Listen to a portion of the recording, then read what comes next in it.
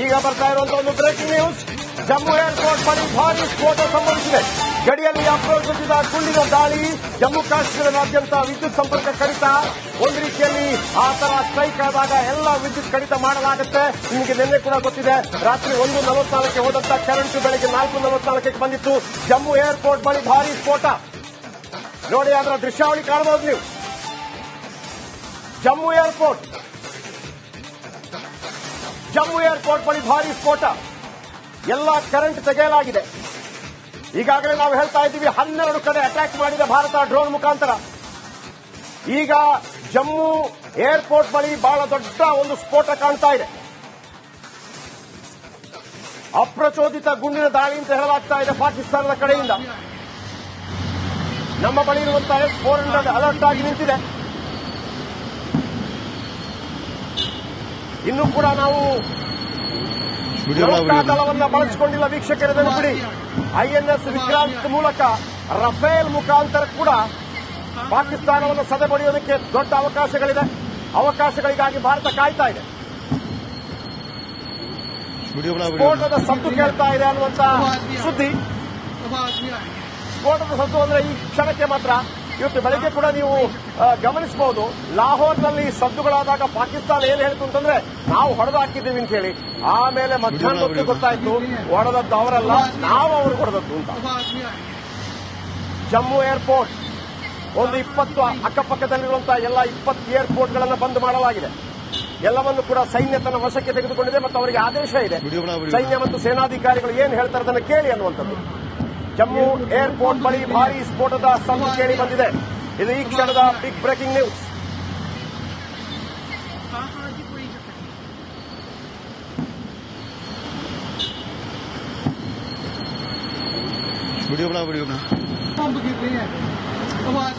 ಈ ಕ್ಷಣಕ್ಕೆ ಇದು ಅತಿ ದೊಡ್ಡ ಬ್ರೇಕಿಂಗ್ ನ್ಯೂಸ್. ನಿನ್ನೆ ರಾತ್ರಿ 15 ನಗರಗಳನ್ನು ಗುರಿಯಾಗಿಸಿಕೊಂಡು ಕ್ಷಿಪಣಿ ಅಟ್ಯಾಕ್ ಮಾಡೋದಕ್ಕೆ ಪಾಕಿಸ್ತಾನ ಎಲ್ಲ ರೀತಿಯಲ್ಲಿ ಸರ್ವಸನ್ನದ್ಧವಾಗಿತ್ತು.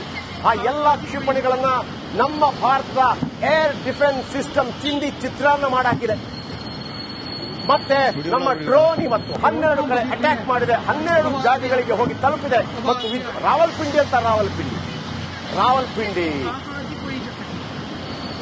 ಲಾಹೋರ್ ಮೇನ್ ನಗರಗಳನ್ನು ಟಾರ್ಗೆಟ್ ಮಾಡಿದೆ.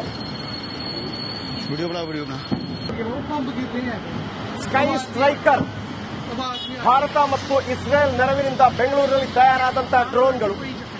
2021ರಲ್ಲಿ 100 ಡ್ರೋನ್ಗಳನ್ನು ಸೇನೆ ಖರೀದಿ ಮಾಡಿತ್ತು. ಆನಂತರ ಸಾಕಷ್ಟು ಡ್ರೋನ್ಗಳನ್ನು ಯಾವುದೇ ವ್ಯಕ್ತಿಗಳಿರೋದಿಲ್ಲ. ಇಲ್ಲಿಂದ ಕರೆಕ್ಟ್ ಆಗಿ ಜಾಗವನ್ನು ಸೆಟ್ ಮಾಡಿ ಕಳಿಸಲಾಗುತ್ತೆ. ಒಂದು ವೇಳೆ GPS ಕಟ್ಟಾದ್ರೂ ಕೂಡ ಅದು ತನ್ನ ಗುರಿಯನ್ನು ತಲುಪುತ್ತೆ. ಒಂದು ವೇಳೆ ಕೊನೆ ಕ್ಷಣದಲ್ಲಿ 2 ಸೆಕೆಂಡ್ ಇರುವಾಗಲೂ ಕೂಡ ಅದು ಅಟ್ಯಾಕ್ ಮಾಡೋದು ಬೇಡ ಅಂತಂದ್ರೆ ಅದನ್ನ ಸ್ತಬ್ಧ ಮಾಡೋದಕ್ಕೂ ಕೂಡ ಅವಕಾಶ ಇದೆ ಡ್ರೋನ್ನಲ್ಲಿ. ಕಳೆದ ಬಾರಿ ನಾವು ಏರ್ ಸ್ಟ್ರೈಕ್ ಎಲ್ಲ ಮಾಡಿದಾಗ ಒಳಗೆ ನುಗ್ಗಬೇಕಾಗಿತ್ತು.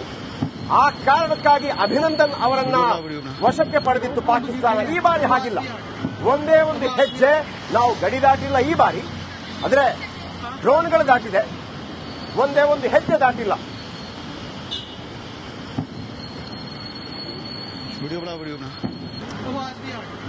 ಓಕೆ, ಇಲ್ಲಿ ಕಾಣ್ತಾ ಇರುವಂತಹ ಒಂದು ನಿಮ್ಗೆ ಅರ್ಥ ಆಗತ್ತೆ ಅದು ಯಾವ ತರ ಅನ್ನುವಂಥದ್ದು. ಇದು ದಾಳಿಯನ್ನ ಇಂಟರ್ಸೆಪ್ಟ್ ಮಾಡಲಿಕ್ಕೆ ಭಾರತದ ಬಳಿಯಲ್ಲಿ S-400 ಜಮ್ಮು ಕಾಶ್ಮೀರದ ಬಳಿ ಒಂದಿದೆ. ಒಟ್ಟು ಭಾರತದಲ್ಲಿ 4, ಪಾಕಿಸ್ತಾನದ ಗಡಿ ಭಾಗದಲ್ಲೇನೆ ಒಟ್ಟು 4 S-400 ಅನ್ನ ಯೋಜನೆ ಮಾಡಲಾಗಿದೆ. ಸುದರ್ಶನ ಚಕ್ರ ಅಂತ ಹೇಳಿ ಈ S-400 ಅನ್ನ ಭಾರತದ ಸೇನಾಪಡೆ ಕರೆಯುತ್ತೆ. ಅಮೃತ್ಸರದಲ್ಲೂ ಕೂಡ ನಿನ್ನೆ ರಾತ್ರಿ ಎಕ್ಸಾಕ್ಟ್ಲಿ ಇದೇ ರೀತಿಯ ಚಿತ್ರಣ. ಇನ್ಫ್ಯಾಕ್ಟ್ ನಿನ್ನೆ ರಾತ್ರಿ ಎಲ್ಲ ಸೋಷಿಯಲ್ ಮೀಡಿಯಾದಲ್ಲಿ ಭಾರಿ ಆತಂಕ. ಇಂಥದ್ದೇ ಒಂದು ಬೆಳಕನ್ನ ಕಂಡು ಆಕಾಶದಲ್ಲಿ ಮಿಸೈಲ್ ಅಟ್ಯಾಕ್ ಆಗ್ತಾ ಇರಬಹುದು, ಅಮೃತ್ಸರದ ಮೇಲೂ ಕೂಡ ಅಟ್ಯಾಕ್ ಆಗ್ತಿರಬಹುದು ಅನ್ನೋ ಅಂದಾಜಿತ್ತು. ಆದ್ರೆ ಬೆಳಗ್ಗೆ ಹೊತ್ತಿಗೆ ಪಂಜಾಬ್ನ ಹಳ್ಳಿ ಭಾಗದ ಗದ್ದೆಯಲ್ಲಿ, ಮನೆಗಳ ಮುಂಭಾಗದಲ್ಲಿ ಪಾಕಿಸ್ತಾನದಿಂದ ಬಂದ ಚೀನಾ ನಿರ್ಮಿತ ಮಿಸೈಲ್ಗಳು ಒಡೆದು ಪೀಸ್ ಆಗಿ ಬಿದ್ದದನ್ನ ಗಮನಿಸಿದ್ವಿ. ಆ ಪೀಸ್ ಆಗೋದ್ರ ಹಿಂದಿರೋದು ಭಾರತದ S-400 ನ ಶಕ್ತಿ. ಈಗ ಜಮ್ಮುವಿನಲ್ಲಿ ಕಂಡಿರುವ ಇದು ಮಿಸೈಲ್. ಈ ಮಿಸೈಲ್ ಇನ್ ಕೇಸ್ ಪಾಕಿಸ್ತಾನದ ಕಡೆಯಿಂದ ಬಂದಿದ್ದಾದ್ರೆ ಭಾರತದ S-400 ಈಗ ಬರ್ತಿರೋ ಮಾಹಿತಿ, ಇದು ಭಾರತೀಯ ಸೇನಾಪಡೆ, ಭಾರತೀಯ ವಾಯುಪಡೆಯಿಂದ ಪಾಕಿಸ್ತಾನದ ಡ್ರೋನ್ ಅನ್ನ ಹೊಡೆದು ಹಾಕ್ತಾ ಇರುವ ದೃಶ್ಯ. ಆಸ್ ವಿ ವರ್ ಸೇಯಿಂಗ್, ನಾವಿದನ್ನೇ ಹೇಳಿದ್ದು, ಜಮ್ಮು ಕಾಶ್ಮೀರ ಭಾಗ ಇಸ್ ವೆಲ್ ಪ್ರಿಪೇರ್ಡ್. ಪಾಕಿಸ್ತಾನದಿಂದ ಆಗುವಂತಹ ಇಂಥ ಅಪ್ರಚೋದಿತ ಕುಚೇಷ್ಟೆ ಅನಿಸುವಂತಹ ದಾಳಿಯನ್ನ ಅಲ್ಲೇ ಹೊಡೆದು ಉರುಳಿಸಲಿಕ್ಕೆ ಭಾರತ ಸರ್ವಸನ್ನದ್ಧವಾಗಿದೆ. ಸ್ಮಿತಾ ಒಂದು ಮಾತನ್ನು ಹೇಳ್ತಾ ಇದ್ರು, S-400 4 ನಿಯೋಜನೆ ಮಾಡಲಾಗಿದೆ. ಈಗ ಇದು ಪಾಕಿಸ್ತಾನದಿಂದ ಬಂದಂತಹ ಡ್ರೋನ್ ಅನ್ನ ಅದೇ S-400 ಹೇಗೆ ಉರಿದು ಮುಕ್ಕಿ ತಿಂತಾ ಇದೆ, ಆ ಕಾರಣಕ್ಕಾಗಿ ಸೌಂಡ್ ಆಗ್ತಾ ಇದೆ. ಅದರರ್ಥ ಪಾಕಿಸ್ತಾನ ಈಗಲೂ ಕೂಡ ಬುದ್ಧಿ ಕಲಿತಿಲ್ಲ, ಈಗಲೂ ಕೂಡ ಡ್ರೋನ್ ಅನ್ನು ಕಳಿಸಿದ್ದಾರೆ. ಅವರು ನಿನ್ನೆ ಕಳಿಸಿದಂತಹ ಕ್ಷಿಪಣಿಗಳೆಲ್ಲ ಮಾಯ ಆಗೋಗಿದೆ. ಹಾಗಾಗಿ ಭಾರತ 12 ಕಡೆ ಡ್ರೋನ್ ಬಳಸಿದ ಕಾರಣಕ್ಕಾಗಿ ಅವರು ಕೂಡ ಡ್ರೋನ್ ಬಳಸುವಂತ ಪ್ರಯತ್ನ ಮಾಡಿದ್ರು. ಅದನ್ನ ಅಟ್ಯಾಕ್ ಮಾಡ್ತಾ ಇರುವಂತಹ ದೃಶ್ಯ ಇದು ಭಾರತ ಸೇನೆ ಮಾಡ್ತಾ ಇರುವಂತಹ ದೃಶ್ಯ. ಜಮ್ಮು ಕಾಶ್ಮೀರದ ಭಾಗದಲ್ಲಿ ನಿರಂತರವಾಗಿ ಪಾಕಿಸ್ತಾನ ಗುರಿಯಾಗಿಸಿಕೊಂಡು ದಾಳಿಯನ್ನ ಮಾಡೋ ಪ್ರಯತ್ನ. ಪೂಂಚ್ ಭಾಗ ಇವತ್ತು ಎಂಇಎನಿಂದ ಕಾರ್ಯದರ್ಶಿಗಳಾದ ಮಿಶ್ರಾ ಅವರು ಮಾಹಿತಿ ನೀಡೋ ಸಂದರ್ಭದಲ್ಲಿ ವಿತ್ ಪ್ರೂಫ್ ಫೋಟೋಗಳ ಸಾಕ್ಷಿ ಸಮೇತ ತೋರಿಸಿದ್ರು ಹೇಗೆ ಉಗ್ರಗಾಮಿಗಳ ಬೆಂಗಾವಲಾಗಿ ನಿಂತಿದೆ ಪಾಕಿಸ್ತಾನದ ಸೇನಾಪಡೆ ಅಂತ ಹೇಳಿ.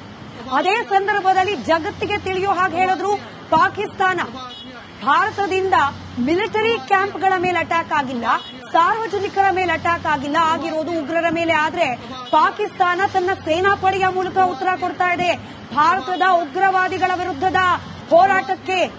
ಇದನ್ನ ಬಹಳ ಸ್ಪಷ್ಟ ಮಾತುಗಳಲ್ಲಿ ವಿದೇಶಾಂಗ ಇಲಾಖೆಯ ಕಾರ್ಯದರ್ಶಿ ಮಿಶ್ರಾ ಅವರು ಕ್ಲಿಯರ್ ಕಟ್ ಆಗಿ ತಿಳಿಸಿದ್ದಾರೆ. ಆದ್ರೂ ಕೂಡ ಈಗ ಆಲ್ರೆಡಿ ವಿಶ್ವದಾದ್ಯಂತ ಯಾವ ದೇಶವು ಪಾಕಿಸ್ತಾನದ ಪರವಾಗಿ ನಿಲ್ಲಕ್ಕೆ ಸಿದ್ಧವಿಲ್ಲ. ಇಂಥ ಪರಿಸ್ಥಿತಿಯಲ್ಲೂ ಕೂಡ ದಿಕ್ಕೆಟ್ಟಿರುವ ಪಾಕಿಸ್ತಾನದಿಂದ ಇಂಥ ದಾಳಿಯ ಪ್ರಯತ್ನವೂ ಅಲ್ಲ, ವಿಫಲ ಪ್ರಯತ್ನ. ಮತ್ತೆ ಮತ್ತೆ ಪಾಕಿಸ್ತಾನ ಹಾಗೆ ಪಾಕಿಸ್ತಾನದ ಸೇನೆ ಇಟ್ಸ್ ಅ ಫೇಲ್ಯೂರ್ ಸಿಸ್ಟಮ್ ಅನ್ನೋದನ್ನ ಸಾಬೀತುಪಡಿಸಿಕೊಳ್ತಾ ಇದೆ. ಅದರ ಜೊತೆಗೆ 81% ಶಸ್ತ್ರಾಸ್ತ್ರಗಳು ಇರೋದು ಪಾಕಿಸ್ತಾನದಲ್ಲಿ. ಚೀನಾ ಕೂಡ ಅಂತಾರಾಷ್ಟ್ರೀಯ ಮಟ್ಟದಲ್ಲಿ ಬೆತ್ತಲಾಗ್ತಾ ಇದೆ. ಯಾಕೆಂತಂದ್ರೆ ಚೈನಾ ಸೆಟ್ ಅದೇ ಕೊಡ್ತಾ ಇದ್ದಾರೆ ಅಂತೇಳಿ ಅನೇಕ ರಾಷ್ಟ್ರಗಳು ಈ ಹಿಂದೆ ಕೂಡ ಕಂಪ್ಲೇಂಟ್ ಮಾಡಿತ್ತು. ಇವರು ಕೊಡುವಂತ ಐಟಮ್ಗಳು ಸರಿ ಇಲ್ಲ ಅನ್ನುವಂತ ಕಂಪ್ಲೇಂಟ್ಗಳನ್ನು ಅನೇಕ ಬಾರಿ ಮಾಡಿತ್ತು. ಸೊ ಹಾಗಾಗಿ ಚೀನಾ ಕೂಡ ಒಂದು ರೀತಿಯಲ್ಲಿ ಕೊಟ್ಟಿತ್ತು, ತಾಂಜೇನಿಯಾ ಕೊಟ್ಟಿತ್ತು, ಕಾಂಬೋಡಿಯಾ ಕೊಟ್ಟಿತ್ತು, ಕ್ಯಾಮರೂನ್ ಕೊಟ್ಟಿತ್ತು, ಬಾಂಗ್ಲಾ, ಮಯನ್ಮಾರ್ ಎಲ್ಲಾ ಕಡೆ ಕೂಡ. ಸೊ ಹಾಗಿರುವಾಗ ಪಾಕಿಸ್ತಾನ ಕೇವಲ ಚೀನಾವನ್ನು ನಂಬಿಕೊಂಡಿದೆ. ಚೀನಾದ ಎಲ್ಲಾ ಶಸ್ತ್ರಾಸ್ತ್ರಗಳು ಕೂಡ ಡಕೋಟಾ ಅನ್ನೋದು ಮತ್ತೆ ಮತ್ತೆ ಪ್ರೂವ್ ಆಗ್ತಾ ಇದೆ. S-400 ವೀಕ್ಷಕರೇ, S-400 ನಾವು ಬಳಸ್ತಾ ಇರುವಂತದ್ದು, ಅವರು ಬಳಸ್ತಾ ಇರುವಂತದ್ದು ಚೀನಾ ಮೇಡ್. ಅದು S-400 ನ ಹಿಂದಿನ ಒಂದು ರೂಪ ಇತ್ತು, S-300. ಅದನ್ನ ಕಾಪಿ ಕ್ಯಾಟ್ ಮಾಡಿ ಅವರು ಬಳಸ್ತಾ ಇದ್ದಾರೆ. ಆದರೆ ಭಾರತ ಯಾವ ರೀತಿ ಸರ್ವಸನ್ನದ್ಧವಾಗಿದೆ. ಈ ಹಿಂದೆ ನಮ್ಮ ಬಳಿ ಇನ್ನು ಕೂಡ ನಾವು ನೌಕಾದಳವನ್ನ ಯೂಸ್ ಮಾಡಿಲ್ಲ. ಕಡಲಿನಿಂದ ಕೂಡ ನಾವು INS ವಿಕ್ರಾಂತದ ಮೂಲಕ ವಿಶೇಷವಾಗಿ ನಾವು ರಫೇಲ್ ಅಟ್ಯಾಕ್ ಮಾಡೋದಕ್ಕೆ ನಮಗೆ ಅವಕಾಶ ಕೂಡ ಇದೆ. ಈಗ ಇಲ್ಲಿ ಕಾಣ್ತಾ ಇದೆಯಲ್ಲ, ಇದು ಪಾಕಿಸ್ತಾನದಿಂದ ಬಂದಂತ ಡ್ರೋನ್ ಅನ್ನ ನಮ್ಮ S-400 ಉರುಳಿಸುವ ದೃಶ್ಯ.